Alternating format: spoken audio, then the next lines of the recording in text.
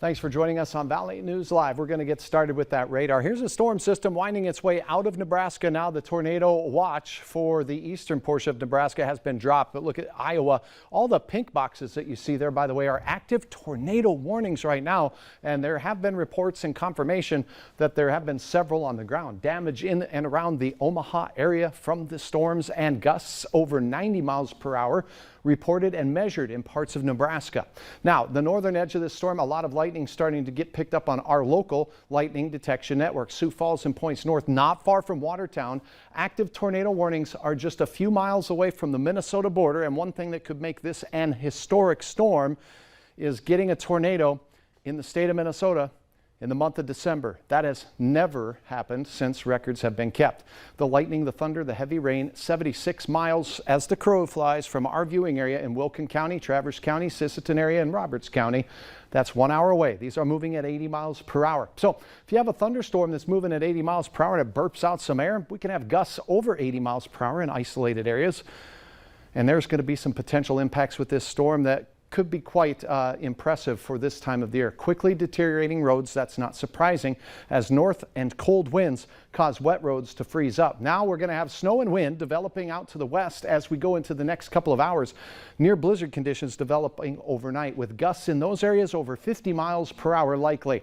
And power outages with these gusts will be possible. Portions of our eastern counties could see gusts higher than that, 70 miles per hour.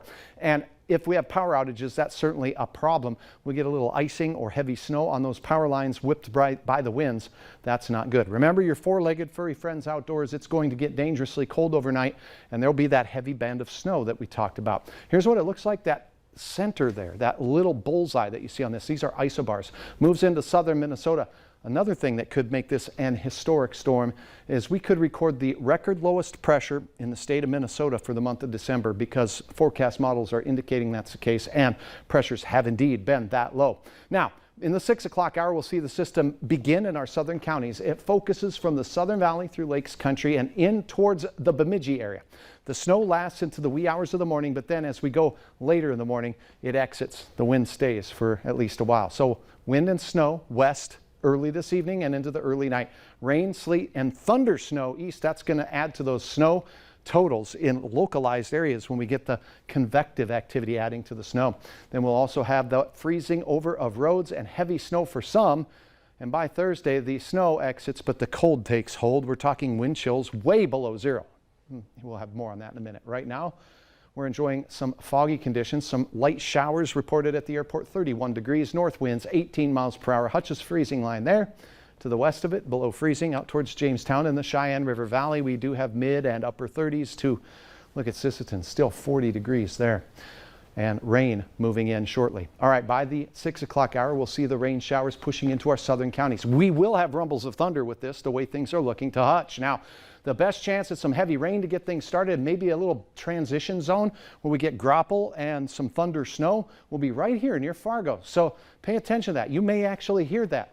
Things get intense after 8. So between 8 and about 2 in the morning is when that heaviest band of snow will be making its way through places like Pelican Rapids, Detroit Lakes, Mahnomen, Bagley, Bemidji, and then the wind picks up as well. Near blizzard conditions will be possible. Visibility problems, and of course, as we mentioned, the other hazards with the system. Tomorrow we turn our attention to the cold air. The wind stays till the midday hour, then it gradually diminishes, but the cold does stay with wind chills between 15 and 20 below zero. Here's a look at that foggy and frosty morning. Thanks, Jamie, for uploading that fantastic photo. Now look at your planning forecast. After your first alert weather day on Thursday, things quiet down, but I think mighty cold Friday morning. A light snow chance late in the day, but in the morning we could have up north temperatures between 10 and 20 below with that fresh snow on the ground.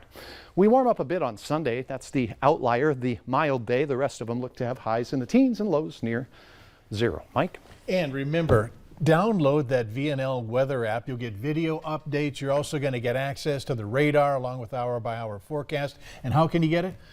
Search VNL weather in the App Store today. Good advice. Thanks. Yeah. Up next, the message that President Biden delivered to those who are picking up what's left after tornadoes over the weekend.